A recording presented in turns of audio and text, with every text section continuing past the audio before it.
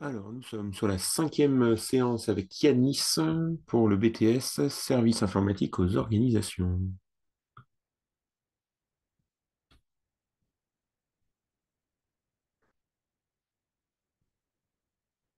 Bonjour Yanis,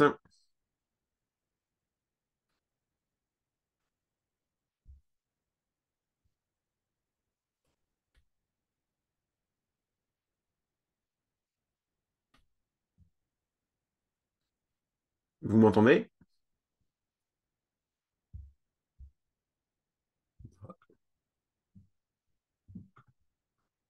Bizarre. Alors,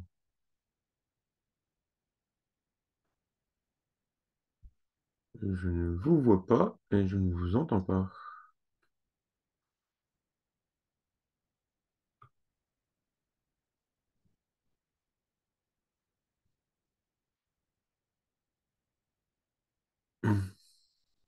Yanis, j'ai l'impression que votre micro n'est pas actif.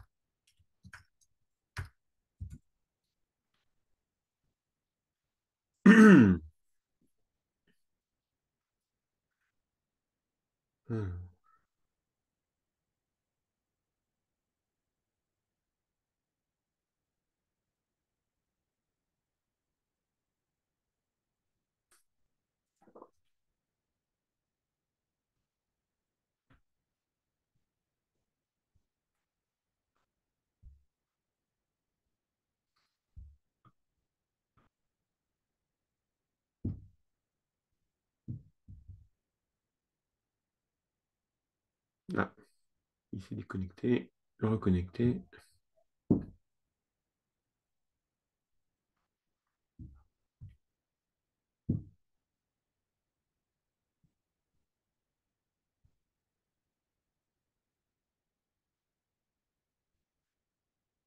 Participation en cours, bizarre.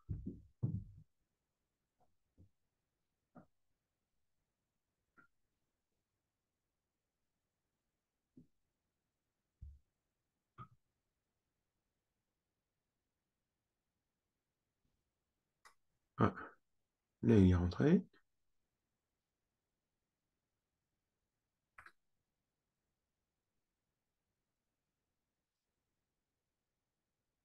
Ah, ah, ça y est. Là j'ai le micro qui est désactivé.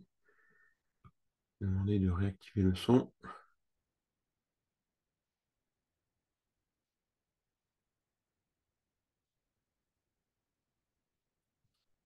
Ah, ça y est. Bonjour, Bonjour Yanis, comment allez-vous? ça va bien? Bon, bah, c'est parfait. On a eu quelques petites galères pour se connecter. Euh, Ok. Alors, touc, touc. Voilà. Donc du coup, vous êtes inscrit dans une boîte d'intérim, si j'ai bien compris? oui, oui, c'est ça. Ok. Et c'est pour faire En quoi? fait, on m'a pris pour travailler pendant, dans un entrepôt de parfum pour visser des bouchons, des trucs comme ça. Bon, ça me fait un petit salaire pour les 2 semaines qui sont là, mais le problème, c'est que je suis pris. En fait, ils me disent le jour si je travaille. Alors, c'est pour ça que D'accord, je bah vous ouais. ai prévenu quand même. Oui, non, mais c'est bon, on va réussir à s'organiser, vous inquiétez pas. En tout cas, c'est bien comme ça, ouais, ça va vous faire un peu d'argent de poche. Oui, Ok, alors, bah, du coup, le programme pour aujourd'hui, bah, toujours pareil, hein, un petit retour sur la séance précédente. Et aujourd'hui, je vous propose qu'on parle de Proxmox, si ça vous convient. oui, oui. Ok, donc ben, le blabla de lancement, c'est fait. Retour sur la séance précédente, ce qu'on s'était dit. Donc, on avait vu introduction à la gestion des utilisateurs sous Linux. On a vu les grands principes de la gestion des utilisateurs et des groupes. On a vu la séparation entre les comptes utilisateurs standards admin, la manière dont les permissions sont structurées, avec les droits, lecture, écriture, exécution, les commandes de base, la gestion des groupes, les droits sur les fichiers. Et donc, vous deviez tester un peu les commandes add user, user mode, passwd, tout ça sur une VM Debian ou Ubuntu.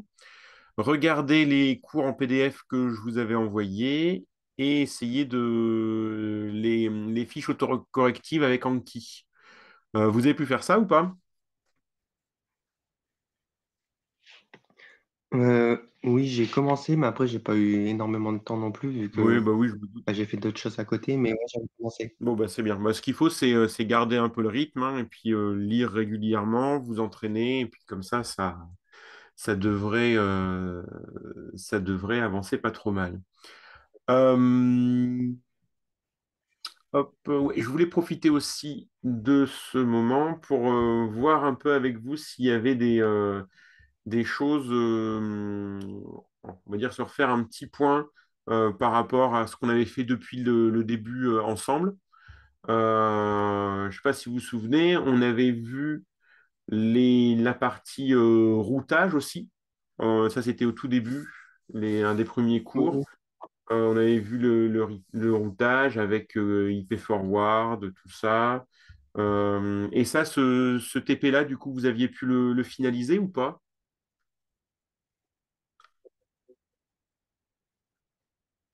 Le TP du routage. Ouais, vous savez, vous aviez une plateforme sur laquelle il fallait rentrer.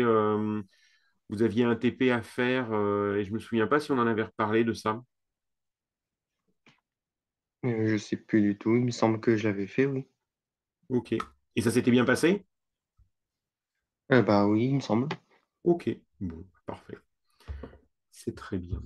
Ok, ok. Après, je pense que j'ai quand même encore un peu de mal avec le firewall aussi. Ouais. Bon, bah ça, après, ça va venir, je pense, petit à petit, hein. Ça, de toute façon, après, il y a que la pratique qui pourra vous faire, vous faire, vous améliorer. Et puis, il n'y a que comme ça que vous arriverez à progresser, hein. C'est en faisant et en refaisant. C'est comme le vélo. Oui. OK. Donc, alors, ce qu'on va faire, c'est que je vous propose, c'est pas les droits utilisateurs, hein, c'est pas ça du tout. Hop, aujourd'hui, c'est Proxmox. Proxmox. Alors, pour Proxmox, je vous propose de repartir poc, du cours que votre enseignant vous a donné. Donc, est-ce que vous avez déjà fait l'installation, vous, de Proxmox, du coup? Oui, oui, je les ai installés, oui. Ok. Alors, les spécifications minimales pour l'installation, bon, ça, il y a pas grand-chose à dire. La seule chose, c'est qu'il faut qu'il y ait un processeur qui soit capable de faire de la virtualisation. Donc ça, c'est un Oui. des points importants. Proxmox, en fait, si on regarde bien, c'est une Debian, en fait, hein, qui est la base de Proxmox, c'est une distribution Linux Debian sur laquelle on va venir installer un applicatif spécifique. On ajoute un serveur Apache pour avoir une interface web et ça nous donne un serveur de virtualisation. L'avantage de la virtualisation, c'est qu'on va pouvoir faire des essais, avoir plusieurs systèmes différents sur une même machine. On peut très bien faire de la virtualisation en ayant des machines Windows, des machines Linux en même temps. L'autre avantage de la virtualisation, c'est l'utilisation aussi des containers. Donc ça, on ne va pas trop en parler aujourd'hui, mais c'est aussi un des avantages de la virtualisation. C'est des genres de mini-systèmes d'exploitation. Euh, Installer Proxmox, donc ça peut se faire de deux façons différentes. Donc ça, c'est du vocabulaire qu'il faut connaître, hein. Bare metal. Bare metal, ça veut dire qu'on installe directement Proxmox sur le serveur. Donc, c'est-à-dire que votre serveur, vous l'avez et dessus, le système d'exploitation qui va être utilisé, ça va être Proxmox. Vous D'accord, connaissez ouais. d'autres hyperviseurs de niveau 1 comme Non, Proxmox? pas de tête, non. Alors, un des plus connus et qui va être très utilisé en entreprise, ça va être ESX. Donc, ESX, c'est une solution. Attendez, je vais essayer de vous trouver un truc. Hop, ESXi. Où est-ce qu'il est? VMware. Voilà. Hop, si on pouvait l'avoir en français, ce serait bien. Pour que. Cloud infrastructure. Attendez, hop, là, implémentation. ESXi.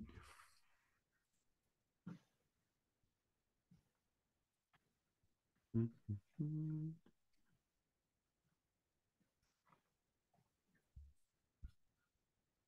Pof.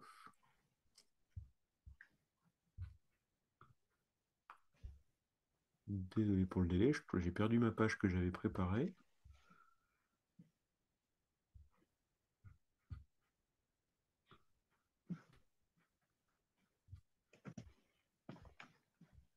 Ah, bah, c'est pas possible ça.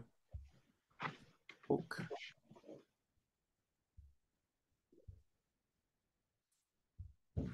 C'est dingue ça. Hop. Voilà.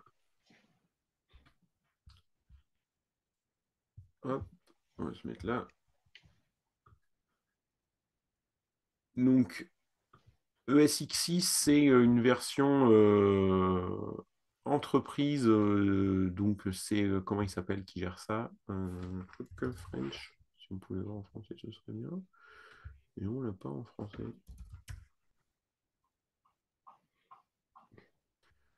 Donc, ça ressemble à ça. Hop. On a, c'est une gestion en fait de machines virtuelles qui est proposée par Oui. VMware. C'est extrêmement puissant, c'est un des plus utilisés dans le monde parce que VMware pendant longtemps a été le seul à proposer ce genre de choses avec une interface facile d'utilisation et ainsi de suite. Maintenant, le truc, c'est que c'est payant. Il faut compter à peu près entre 4 et 5 000 euros de Ah licences par oui. an pour pouvoir l'utiliser. Après, par contre, c'est assez puissant. Ça permet de gérer pas mal de choses. Donc maintenant, ça se gère avec vSphere et vous avez donc toute une interface qui permet, ça ressemble beaucoup hein, au final, sauf que derrière ESX, vous n'avez pas c'est pas une Linux derrière, hein. C'est complètement autre chose. C'est leur tambouille à eux, quoi. Donc, D'accord, oui. donc en bare metal, donc Proxmox prend la place du système d'exploitation. Et sinon, vous avez une autre possibilité aussi, c'est sur une installation Debian existante, vous installez des paquets. Donc, il y a ces trois paquets-là à installer, Proxmox VE, Postfix et OpenISCSI. Et donc ça permet de faire l'installation.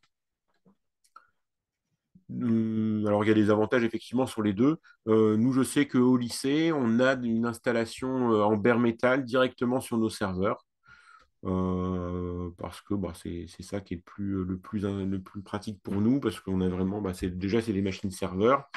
L'avantage aussi de Proxmox, c'est qu'il est très simple à installer.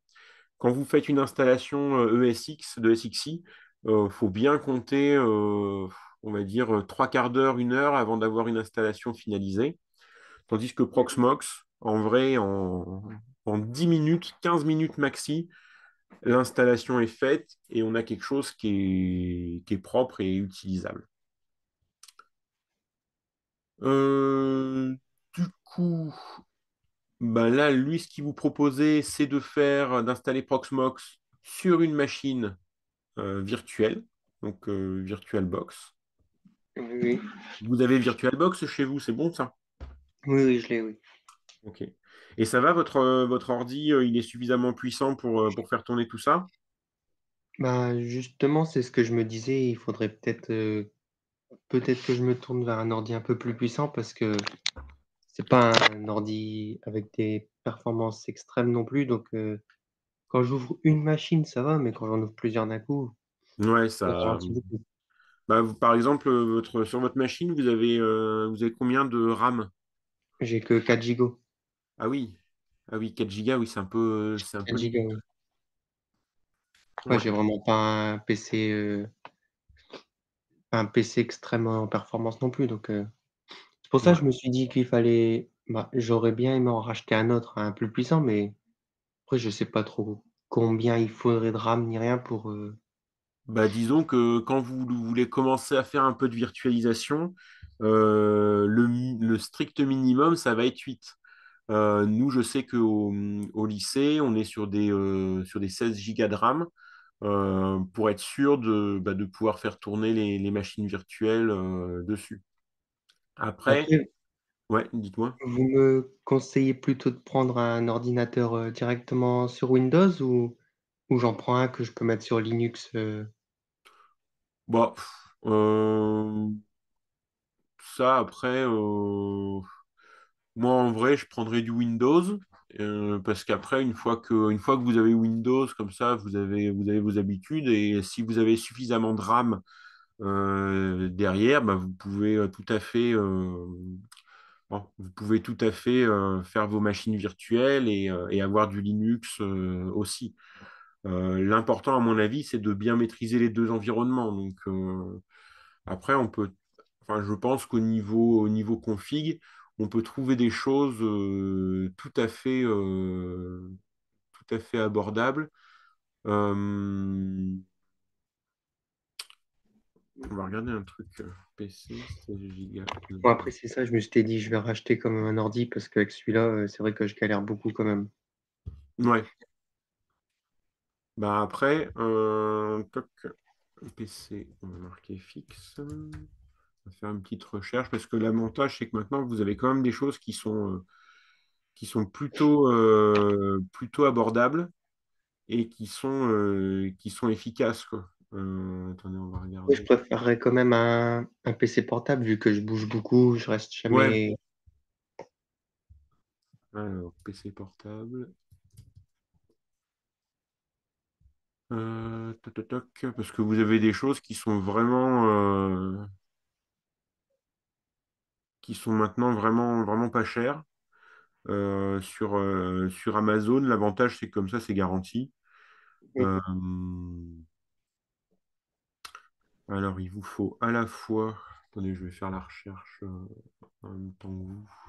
parce que je me suis dit que je voulais déjà changer, mais je sais pas trop avec tous les modèles qu'il y a alors, Bah, c'est vrai qu'après, on ne sait pas forcément.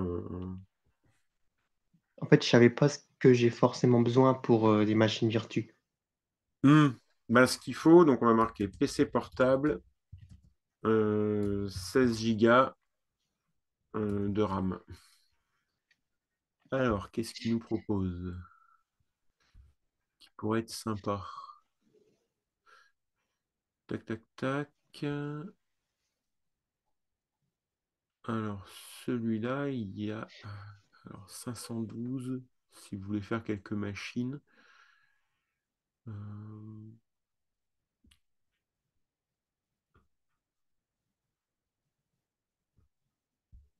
ça va. Après pour le stockage, c'est pas si grave vu que je stocke tout sur des disques durs externes donc, en Hmm. général, je mets pas grand chose dans l'ordi, donc s'il y en a pas beaucoup, c'est pas si grave. Bon, ça va alors.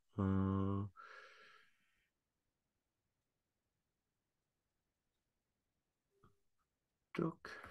Ça, par exemple, qu'est-ce que ça raconte? PC portable, Intel. C'est de l'Intel là-dedans? HD, IPS, Intel, Alder Lake, multicore, chipset. Après, c'est plus les processeurs, je m'y connais pas trop en processeur alors, je sais pas c'est quoi qui est puissant ou pas puissant. Bah après, là, disons que ce qu'il faut, comme il y a, à partir du moment où il y a 16 gigas, après, normalement, déjà rien que ça, là, vous voyez, par exemple, celui-là, c'est de la DDR4, donc c'est une RAM qui est vraiment efficace. On a un SSD, c'est un M2. C'est pas la Oui. dernière génération, mais c'est déjà, c'est plutôt bon. Euh, Vous pouvez prendre brancher un écran externe. Donc ça peut être sympa parce que maintenant, des écrans externes, il y en a vraiment des pas chers. Mm. Et ça peut être bien d'avoir un deuxième écran. Ça, c'est vraiment du confort. On va regarder un peu les avis des gens. Qu'est-ce que ça raconte? Par exemple, allez, acheter pour ma mère. Non, ça, c'est pas en français. Moi, je vais le traduire. Le travail.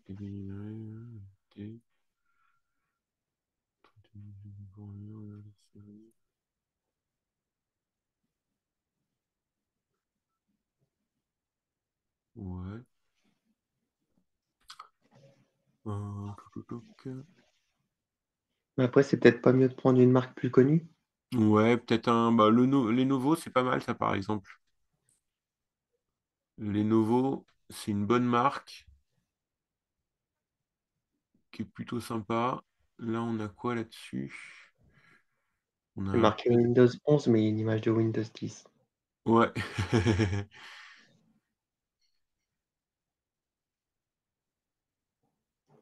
Il y a du Wi-Fi, il y a ce qu'il faut. Ce qu'il faut regarder, c'est peut-être s'il y a là, au niveau connectique.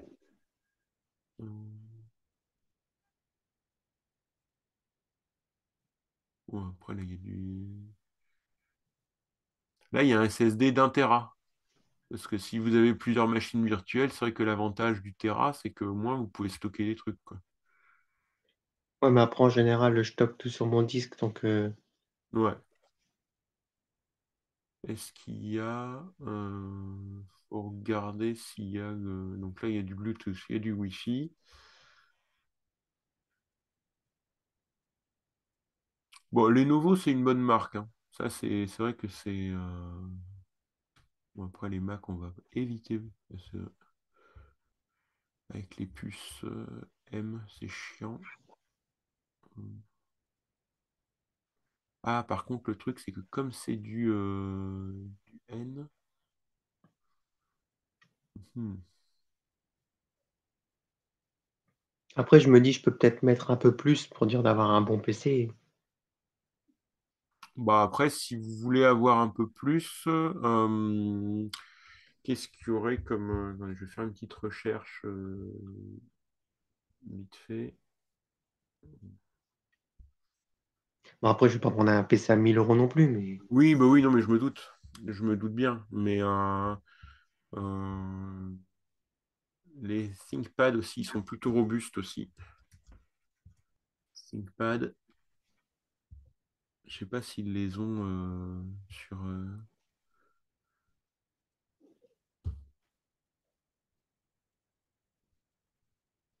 AOC, c'est pas mal.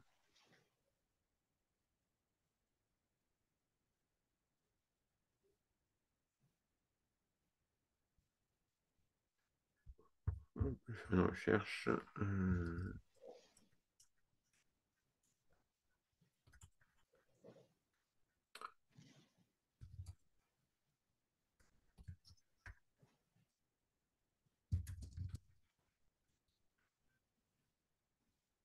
Hop, j'ai lancé une petite recherche.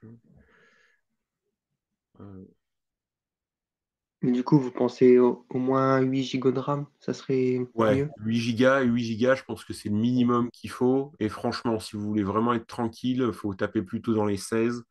Euh, Ok. Intel Core i7. On va regarder. Parce que ça, c'est vrai que ce serait bien. Alors, avec un.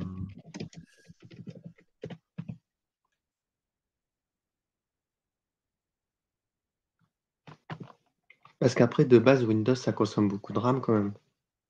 Ouais, bah c'est pour ça que en ayant après l'avantage, on va dire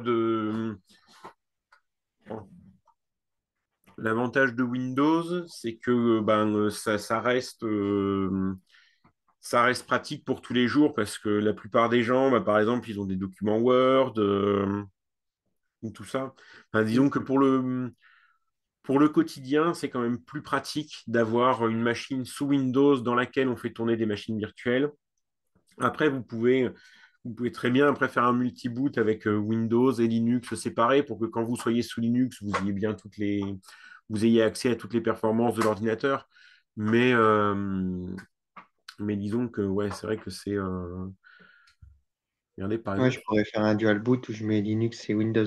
ouais, c'est ça. Et comme ça, vous profitez bien des deux. Ok. Euh, Là, vous voyez, c'est un Core i7, celui-là, donc un Core i7 1255 avec 16 Go de RAM en DDR4. Ouais, ça, ce genre de choses, parce que c'est pareil, hein, Intel, alors vaut mieux taper dans les processeurs, on va dire, plutôt connus, donc soit du Intel i7 ou du Ryzen de chez AMD. L'idéal, le minimum, c'est pareil, hein, le minimum, faudrait un quad au minimum 4 cœurs, mais c'est vraiment le minimum. Mais là, par exemple, là, il y a celui-ci. Bon, celui-là, il est un peu plus cher, il est à 849. Mm. Mais là, vous voyez, vous avez du 10 cœurs. Celui-là, c'est un combien? Parce que le nombre de cœurs, il faudrait combien?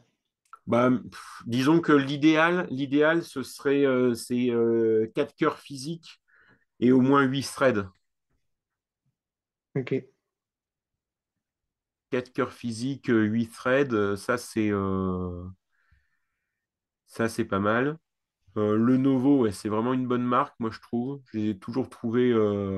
Prenez surtout pas de Chromebook. Ouais, ouais. Ça, les Chromebooks, faut pas prendre parce que ça a une durée de vie en plus assez pourrie. Le problème, c'est que c'est compatible avec pas grand-chose. En plus, donc ça, ça peut être le piège. Euh, Après, vous avez les. Alors, on va regarder parce que normalement, il y a les Lenovo Légion qui sont pas mal. Non, je sais pas s'ils les ont. Non, mais, non, mais les Légions, là, ils sont super chers. Ouais, quand même. Ça, c'est plus des PC de gaming. Ben ouais, disons que le truc, c'est que les Légions, ils ont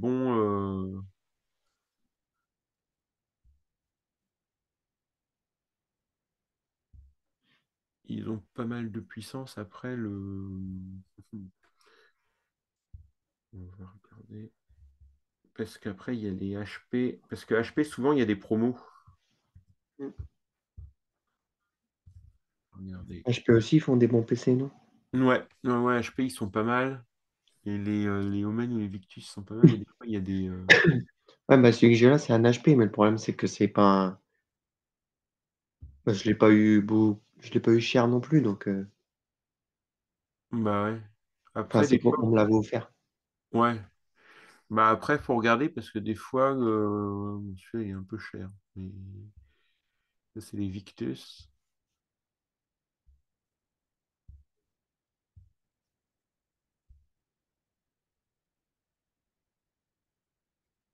Hmm. Ouais, de toute façon, je me suis dit, vu que je suis parti en informatique, continuer avec mon PC avec seulement 4 gigas, pour la suite, ça va être compliqué. Bah, c'est clair.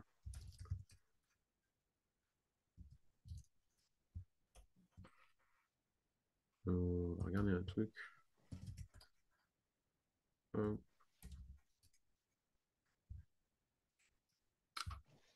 Parce que c'est pareil, en plus, le problème, c'est que maintenant, il y a tellement de choix.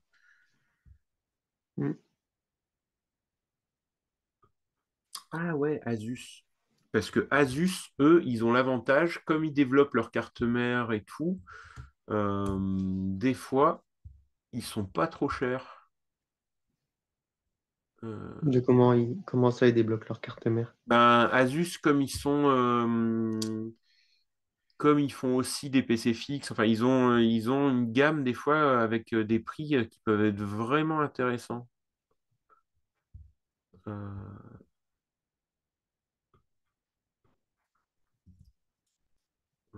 c'est le F15.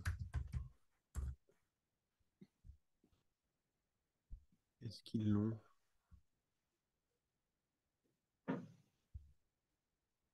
Parce que sinon, au départ, j'avais envisagé l'idée de, au lieu d'en racheter un, peut-être d'augmenter les performances de celui que j'ai déjà. Mais après, j'avais regardé le processeur aussi. Vu les caractéristiques qu'il a, autant tout changer, alors autant en racheter un autre. Ouais, bah ouais. C'est plus un PC pour faire de la bureautique ou naviguer sur Internet. Ouais. Parce que là, regardez par exemple celui-là. Donc c'est une exclusivité Amazon, celui-là. Il a 16 gigas de DDR5. Le... C'est un NVMe en PCIe 4, en PCI Express 4. Euh, Au niveau connectique, c'est pas mal parce qu'en plus, il y a la carte réseau. Mm. Carte réseau, HDMI. De l'autre Non, côté. bah, après, dans mon cas aussi, la carte réseau, elle va pas me servir beaucoup. Bah, Donc, après, si vous pouvez l'amener, parce qu'il y a des fois, oh, la carte réseau, en fait, ça peut vraiment être un plus si vous l'amenez au lycée. Je sais que moi, les étudiants, on n'a pas forcément le Wi-Fi dans toutes les salles. Et c'est vrai que c'est un avantage. Et même après, quand vous êtes en stage en entreprise, très souvent, pour vous connecter, au moins comme ça, vous avez déjà la carte réseau qui est intégrée. Parce que moi, par exemple, mm. moi, j'ai que des Mac. Et sur le Mac, bah, je suis obligé d'avoir un adaptateur à côté pour mettre une carte réseau. Donc, c'est un peu chiant. Mais celui-là, c'est une bonne option, par exemple, parce que ça fait un ordi où là, vous avez vraiment du... C'est un Ryzen 5. Donc, le Ryzen 5, c'est vraiment un bon processeur. Il y a 6 cœurs, 12 threads, donc avec un boost à 4,5 GHz.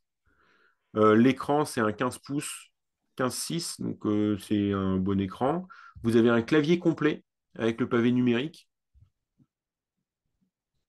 Et celui-là, est-ce que... au niveau du prix. Le problème au lycée, c'est ils ont fait un programme sur les ordis. Hmm. Si on se connecte pas avec notre identifiant, au bout de 5 minutes, la carte réseau, elle se coupe. En fait, on n'a plus Ah, accès au Wi-Fi. Donc, c'est pour ça, je pense que même si je branche mon ordi en mode, bah, si je branche mon ordi sur le réseau câblé, bah, je pense que vu que j'aurai pas le programme pour me connecter, le réseau va se couper. Après, je d'accord. sais pas si je pourrais peut-être le récupérer et le mettre dans l'ordi, mais Bah après, à mon avis, en fait, je pense pas qu'ils ont vraiment conçu ça pour qu'on puisse connecter notre propre PC au réseau. hmm.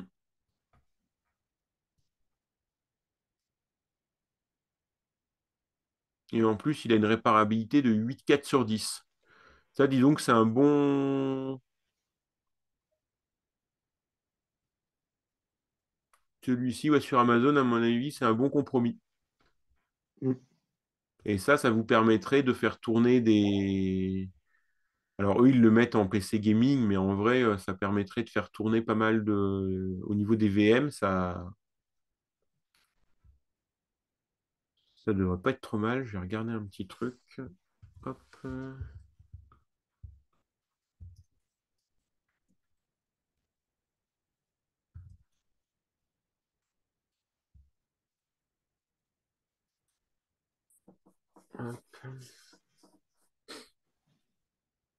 Alors, tac, point fort.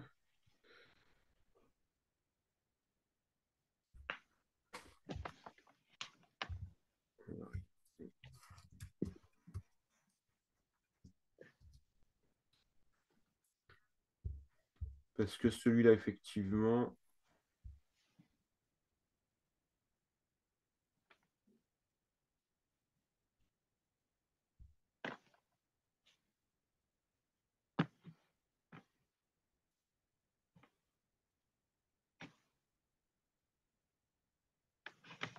Voilà, quand on fait un peu des recherches sur Internet sur ce modèle-là, les gens sont plutôt contents. Ils disent qu'il est solide, que, Mm. que ça marche bien et que on peut aussi le faire évoluer. Donc,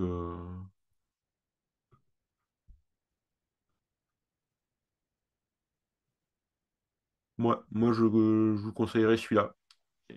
Parce que, effectivement, et ce que disent les gens, en fait, c'est que la carte vidéo est un peu faible pour jouer aux jeux vidéo, mais comme vous n'allez pas vous en servir, ça vous permettra. Le fait d'avoir une carte vidéo, par contre, va vous permettre d'avoir un affichage qui sera très réactif au niveau des VM.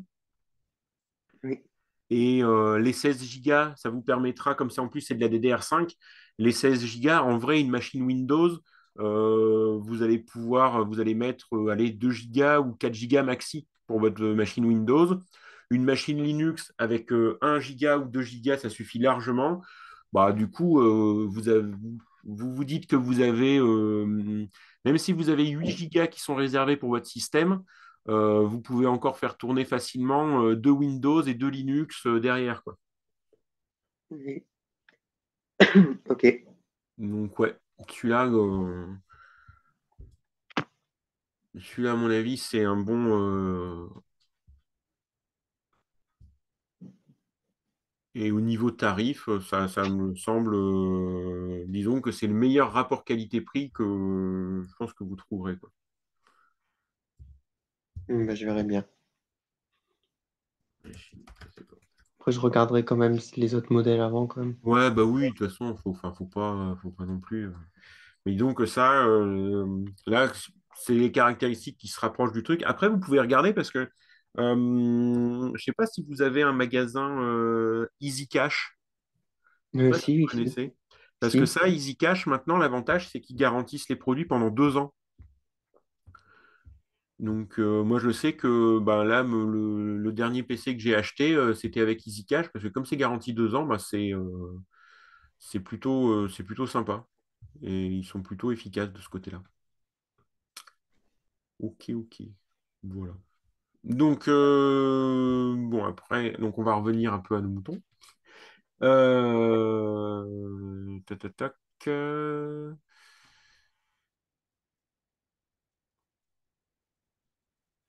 bon, ça sur l'installation physique, hein, ça, il n'y a pas de souci. Donc, l'installation, vous m'avez dit que vous l'aviez faite. Comment? L'installation de Proxmox, vous m'avez dit que vous avez déjà fait ça. Oui, oui, j'ai déjà fait. Ok.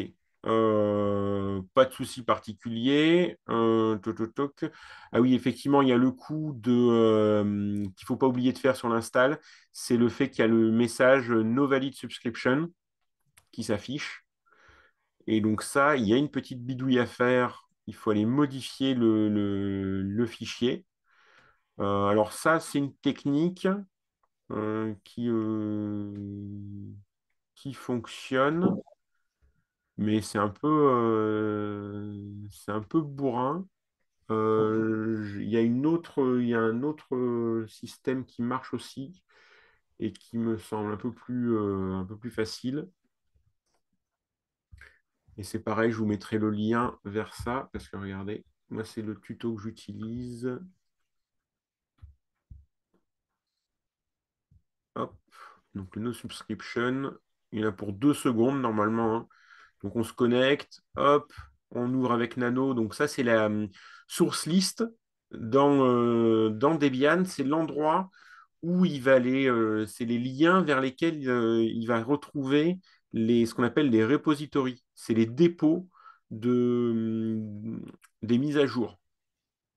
D'accord, oui. Et du coup, bah, il suffit de mettre en commentaire le dépôt entreprise. Hop. Et à la place, eh ben, on met download proxmox.com et en PVE no subscription. Voilà. Alors attention, là c'est dans le cas où c'est une Debian Bookworm. Après, si vous n'avez pas, parce que là c'est alors Bookworm, je ne sais jamais laquelle c'est. Hop là, Debian Bookworm. Bah, c'est la 12, c'est la dernière. Donc, du coup, c'est la dernière. Par contre, il faut bien faire attention, le jour où on passera à la 13, il faudra changer ici le nom de la Debian sur laquelle on est. Mais ça, Ok. normalement, vous le voyez parce que quand il fera son installation, la ligne que vous devrez décommenter, que vous devrez commenter, pardon, ce sera plus marqué Bookworm, mais ce sera celle d'après. Voilà, après, il faut modifier aussi Safe List. Et pareil, hop, et une fois que vous avez fait ça, on modifie, on vérifie que tout est bien comme il faut.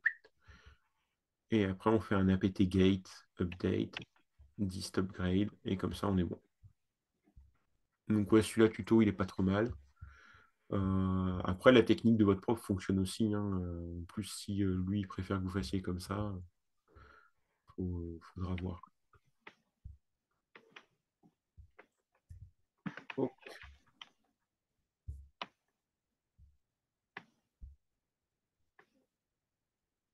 Alors, oui, pareil, il vous demande de monter un second disque dur automatiquement au démarrage du serveur. Ça, vous voyez comment il faut faire? Un peu, oui. Ok. Vous l'aviez fait, ça aussi, ou pas? Oui, mais si vous pouvez réexpliquer. Alors, du coup, ça, en fait, il vous avait mis euh, dans la gestion, il vous avait fait vous avez dans vos cours un cours sur la gestion des disques. Donc ça, c'est le semestre 1, où vous avez toute l'explication sur les disques. Ah, Donc, en fait, on le rajoute direct sur du VirtualBox. ouais, en fait, vous le rajoutez sur VirtualBox, mais après, il faut pouvoir le monter à l'intérieur. Parce que vous allez le rajouter sur VirtualBox, mais c'est pas sûr qu'il apparaisse directement, parce que ça, je vous avoue que j'ai pas essayé, parce que moi, quand j'ai monté mes Proxmox, c'est pas sur des disques virtuels, c'est avec des vrais disques. Et comme ils étaient déjà présents à l'installation, on les voyait directement. Donc ça, faudrait voir ce qui se passe quand vous ajoutez un disque dans Proxmox, s'il le détecte tout seul. Et après, sinon, en fait, franchement, le cours qu'il vous a fait, qu'il vous a donné, votre prof, il est plutôt bien foutu. Donc, je pense que c'est ça qu'il faut que vous utilisiez. C'est en B1 S1. Vous Oui. avez un cours gestion des disques et vous avez vraiment toute l'explication du truc. Euh,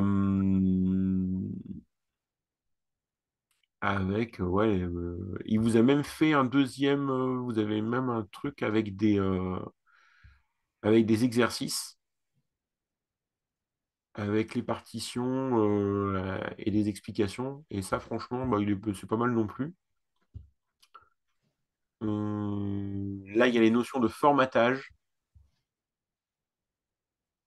aussi qui sont abordées avec les différents formats. Enfin non, franchement, le, le cours que vous avez sur les disques durs, associé avec le cours de Proxmox, normalement, ça devrait, vous devriez y arriver. Ce qui serait bien, c'est que vous essayez de le refaire, ce truc-là, chez vous, justement, avec une machine virtuelle pour installer Proxmox et tout. Normalement, ça devrait être jouable. Là, ce qu'il propose, donc, c'est d'avoir deux stockages. Un stockage qui s'appelle Backup, qui contiendra les sauvegardes des machines virtuelles, et un VMS CTS qui contiendra les machines virtuelles. Donc là, ce qui se passe, c'est que donc, vous voyez qu'il a, il faut passer par Data Center Storage et ajouter, choisir le type de stockage. Parce que le but, c'est de rien faire sur local. Parce que le local, là, dans le tuto qu'il vous propose, il fait que 8 gigas de stockage. C'est juste pour le système d'exploitation, c'est juste pour Proxmox. Ok. En Mais du général, on coup, essaye vraiment de séparer les choses. Oui. mais mais du coup, vous m'avez dit de refaire quoi? Et l'idée, ce serait d'essayer de refaire ce TP chez vous, de vous créer une Ok. machine virtuelle. Vous créez donc une VM de 8 gigas sur laquelle vous installez Proxmox. Vous ajoutez, vous mettez deux disques supplémentaires. Enfin, vous mettez un disque data que vous connectez dessus. Dans ce disque data, vous montez deux répertoires, donc un backup et un VM CTS, comme vous propose votre prof, pour essayer de vous entraîner un petit peu. Ce qui peut être bien également, c'est sur le modèle des autres tutos que vous avez vus, essayer de faire votre propre tuto. Ok. En plus, j'ai vu que dans les cours que vous avez donné votre prof, il y a un cours sur comment faire un compte rendu. Oui. Et ben du coup, ce qui serait peut-être bien, c'est de vous faire vos tutos et de faire un compte rendu sur ce modèle-là pour vous entraîner. En plus, ce qu'il faut bien comprendre, c'est que en BTS SEO, vous avez un portfolio à créer. Dans ce portfolio, c'est là que vous allez mettre tout ce que vous avez fait pendant les 2 ans et c'est ce qui va vous servir lors du passage de l'épreuve orale. Donc, c'est l'épreuve E5. Je ne sais pas s'ils ont commencé à vous en parler de ça. Si, si, ils nous en ont parlé. Et, et en fait, ce portfolio, vous allez pouvoir indiquer dedans un peu tout ce que vous avez fait pendant les 2 ans. Et si vous commencez dès maintenant à avoir des tutos, des choses que vous avez faites vous-même, eh ben, ça va pouvoir alimenter ce portfolio. Vous l'avez commencé déjà, le portfolio, ou pas? Non, je l'ai pas encore commencé. Ok. Ils Et nous en ont juste parlé, mais on l'a pas encore commencé. d'accord, ok, ça marche. Euh, du coup, et ça, je pense que c'est une bonne technique pour progresser dans son portfolio. C'est-à-dire que vous faites votre installation et vous faites votre propre tuto.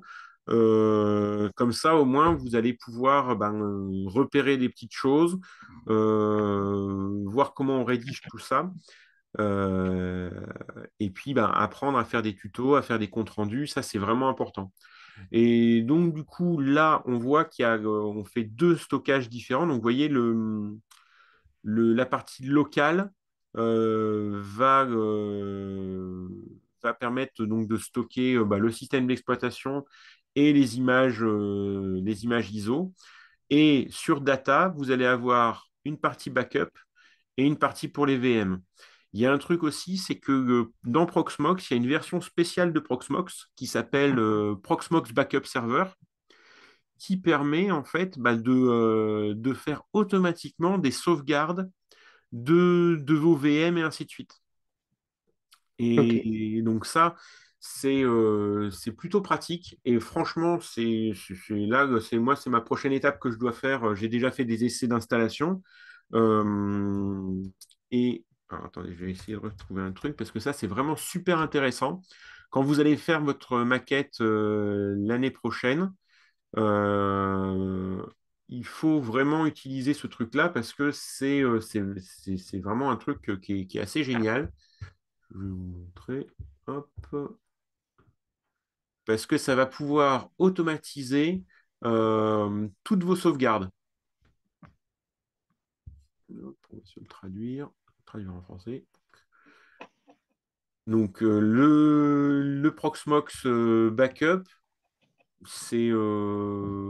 vous avez vraiment à l'intérieur, hop là, allez.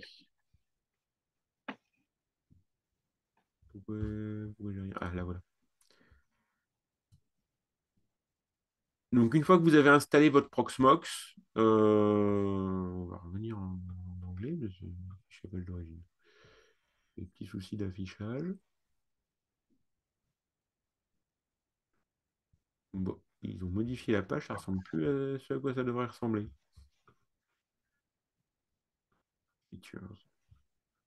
Avant, il y avait des images et tout. Donc, ouais, c'est open source. Vous avez de la compression. Euh, pour restaurer, en fait, normalement, il y a des captures d'écran. Je suis désolé, ça déconne. Je vais essayer de recharger. Mais normalement, il y a des captures d'écran pour montrer à quoi ça ressemble. Vous pouvez très simplement, en fait, vous voyez directement vos machines et vous allez pouvoir donc, vous avez la synchronisation, vous avez votre backup. C'est connecté directement et vous voyez vos machines et vous pouvez remonter dans le temps. C'est-à-dire que par exemple, vous faites une installation, c'est un peu comme un snapshot, mais en plus puissant. Et tous vos backups, en fait, se retrouvent sur cette machine et vous pouvez revenir quasiment instantanément à une version d'avant. Vous pouvez lui dire de sauvegarder tous les temps de temps. Vous pouvez automatiser tout ça. Et ça vous fait une sécurité, mais qui est juste, juste dingue. Et c'est assez peu gourmand en ressources. Et l'avantage, c'est que ouais, il va automatiser vraiment toute cette gestion et c'est quelque chose qui est vraiment efficace. Pour une comparaison, c'est beaucoup plus simple sous Proxmox que sous ESXi, par exemple, pour faire du backup. Sous ESXi, vous êtes obligé d'avoir un logiciel supplémentaire. Vous avez peut-être déjà entendu parler, ça s'appelle Vim Backup. Oui, oui, j'ai déjà Euh, entendu. et du coup, c'est encore un autre truc. Si on veut la version complète, c'est encore payant. Et du coup, bah, c'est chiant. Tandis que là, ben, Proxmox Backup, c'est comme Proxmox, c'est gratos. Et ça marche très très bien. Donc voilà, hop, ça, je voulais vous en parler, mais ça c'est super intéressant. Touc, touc, touc. Euh, Donc là, ouais, le but, vous voyez, donc on crée les deux stockages, on retrouve les stockages et on met dedans donc un backup, un euh, pour les, euh, pour les machines. Et ça, c'est quoi? Trouver comment restaurer cette sauvegarde. Voilà, en fait, il vous fait récupérer.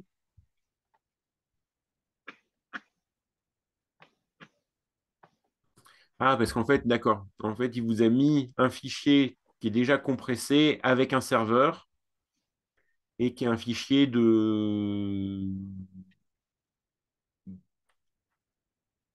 qui est un fichier de sauvegarde. Donc, proposer une solution pour stocker dans Backup le fichier VZ. Donc, ça, en fait, là, ce qu'il veut vous faire faire, il veut vous faire explorer Proxmox pour réussir à se connecter, à transférer des fichiers depuis l'extérieur vers un truc interne. Donc ça, il y a plusieurs possibilités pour ça. Vous avez une idée de comment on peut faire pour aller pour emmener le fichier, pour emmener un fichier vers un disque dans Proxmox? Comment vous pourriez faire? Euh, Attendez. On affiche un disque Proxmox.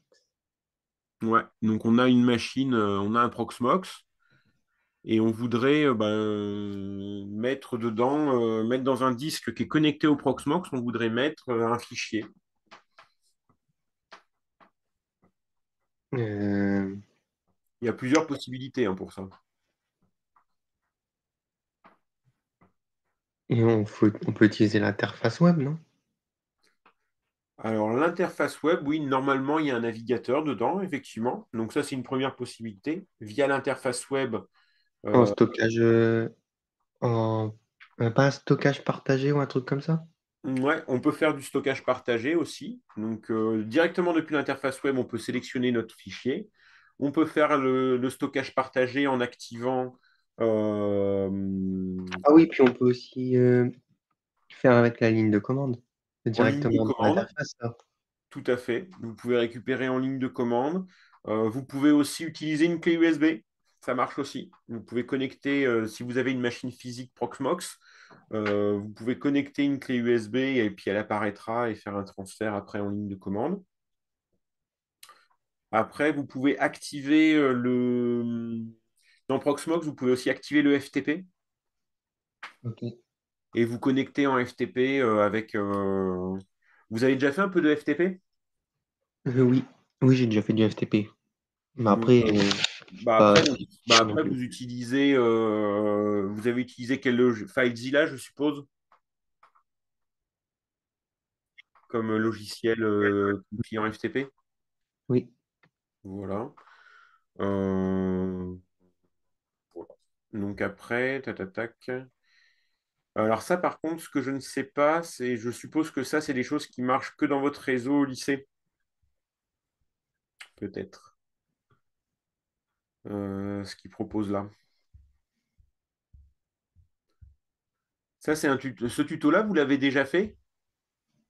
Oui, oui, on l'a déjà fait. Et ça, mais ça, c'est au lycée, ça, directement. On est d'accord. Oui. Ok. Donc, du coup, bah, ce qu'il faudrait essayer, vous, c'est de vous faire une machine Proxmox chez vous. Et après, ben, essayer d'importer dedans un ISO. Par exemple, vous essayez d'intégrer un ISO de Debian pour pouvoir installer une Debian. Oui. Ça, ce serait l'idéal. Après, le problème, c'est que votre machine va être un peu faible pour faire ce genre de truc. Donc, bon, déjà, installer Proxmox et enlever le message d'erreur No valid subscription, ça, ce serait déjà un bon début. Ça, ce serait déjà un bon début. Et, et après, l'étape d'après, donc lui, il était sur la partie réseau, avec la gestion du réseau sous Proxmox, où là, il y a la notion de switch virtuel. Est-ce que vous avez compris la notion de switch virtuel? Je sais plus trop c'est quoi. Je Bah, en sais plus fait, trop. à l'intérieur comme vous avez plusieurs VM, donc vous avez des machines virtuelles, et ben pour les connecter, vous devez avoir un switch virtuel. Parce que sinon, il n'y a pas d'intérêt. Si vous avez toutes vos machines qui sont connectées derrière la même prise réseau, Ah, c'est comme sur bah, VirtualBox. C'est bah, quand on met par exemple en App 16 ou des trucs comme ça. ouais, dans VirtualBox, vous avez aussi ce genre de système. Mais là, par exemple, moi, sur mon serveur physique en bare metal où j'ai installé Proxmox, je ne peux pas ajouter, j'ai un nombre de cartes réseau, bon, en l'occurrence j'en ai quatre, mais ce n'est pas forcément suffisant pour connecter. Moi, dans mon Proxmox, j'ai à peu près une quinzaine de machines.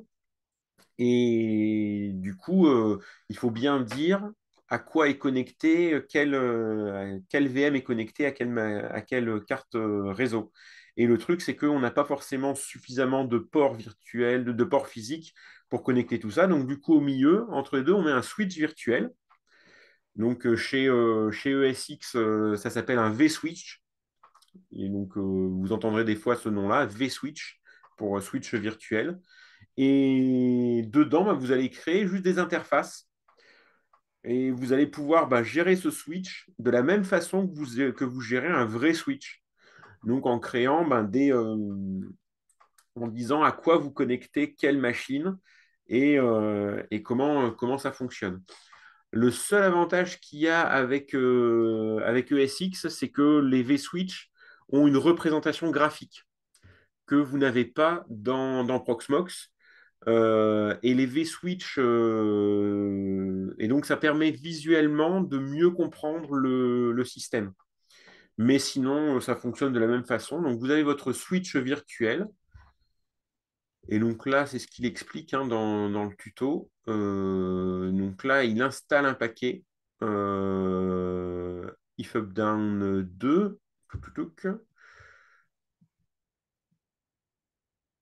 Ensuite, il ajoute une VM pfSense. Ouais, ça, vous pouvez faire ça, parce que ça, c'est pas très gros comme VM. Euh, et en plus, ça prend pas grand-chose. Vous voyez, ça prend que 512 de RAM et un swap de 256 mégas. Donc, ça, c'est pas mal.